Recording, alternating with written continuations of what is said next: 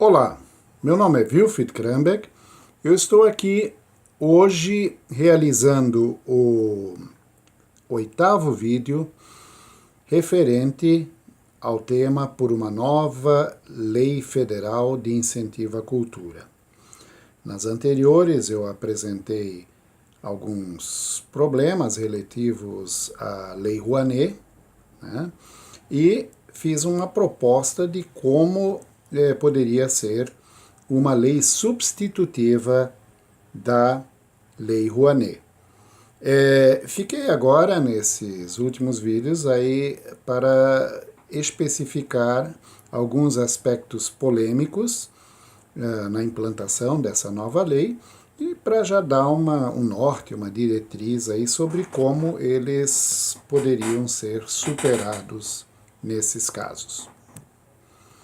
Um dos aspectos que eu entendo é que se deve resguardar a faixa etária e eventuais aspectos restritivos adicionais indicados para a frequência, visualização ou leitura dos frutos destas atividades incentivadas por essa nova lei, uma vez que nessa nova proposta, não haveria mais necessidade de nenhuma comissão para aprovar os projetos inscritos.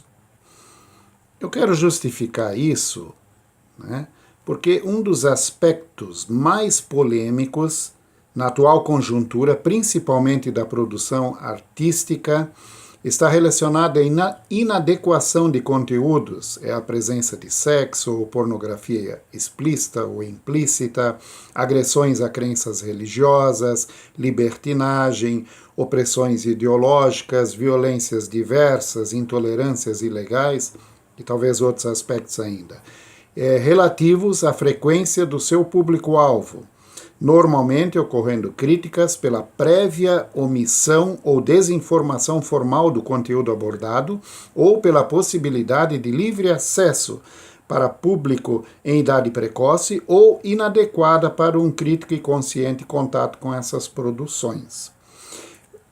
Se isso é um problema, e é um problema, tem se mostrado várias vezes na mídia,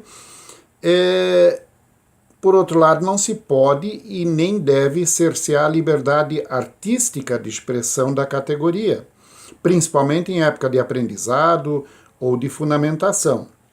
Até porque a prática de arte e cultura podem ser movimentos de reflexão, questionamento e propulsoras de mudanças sociais.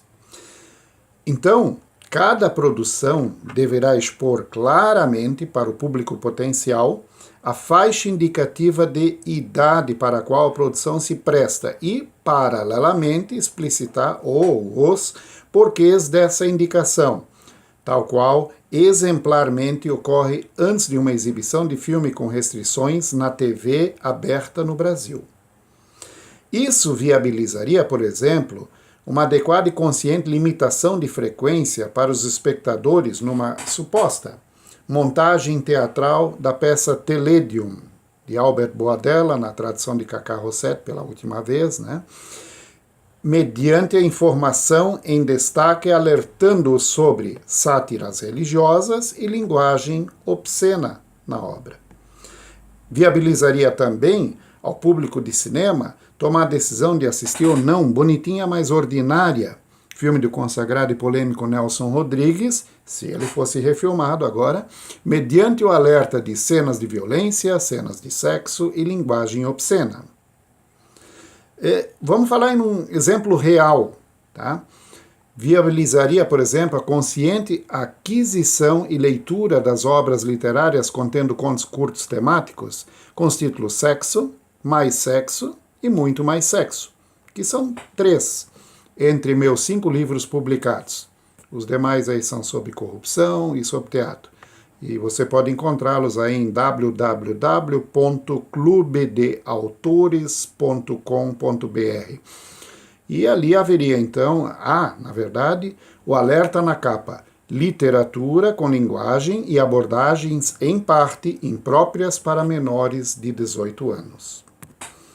Continuando sobre esse assunto, Atualmente, quando uma empresa patrocina um projeto incentivado que acaba envolvido em uma polêmica pública, devido a alguma transgressão moral ou ética, o seu escudo na mídia facilmente será o de que o teor do projeto foi aprovado por uma comissão de avaliação do órgão público gestor e que, portanto, a empresa não tem nada a ver com isso. Então, quando eu sugiro que não haverá comissões de nenhuma ordem para aprovar os projetos, justifico basicamente com 3 argumentos. Três. Tá? O primeiro é o estabelecimento da corresponsabilidade da empresa, junto ao produtor artístico-cultural, pelo teor e formato de apresentação do projeto, que uma vez acatados pela empresa ou decidido de comum acordo, deverá ser acompanhado pela empresa patrocinadora através de um funcionário oficialmente responsável, esse com seu CPF registrado no órgão federal de gestão da lei.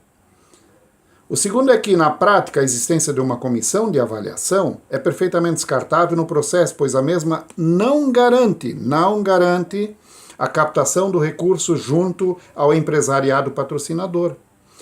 Um parecer positivo apenas viabiliza o início da captação.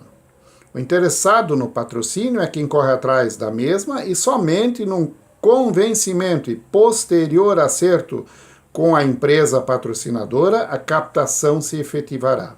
Nesse caso, um sistema completo e bem elaborado para as inscrições, uma vez estabelecidas adequadas informações prévias, quesitos e orientações técnicas para inscrição em cada modalidade pretendida, com a posterior avaliação de um especialista qualificado, no sentido técnico da correção das informações, é o suficiente para a aprovação do projeto.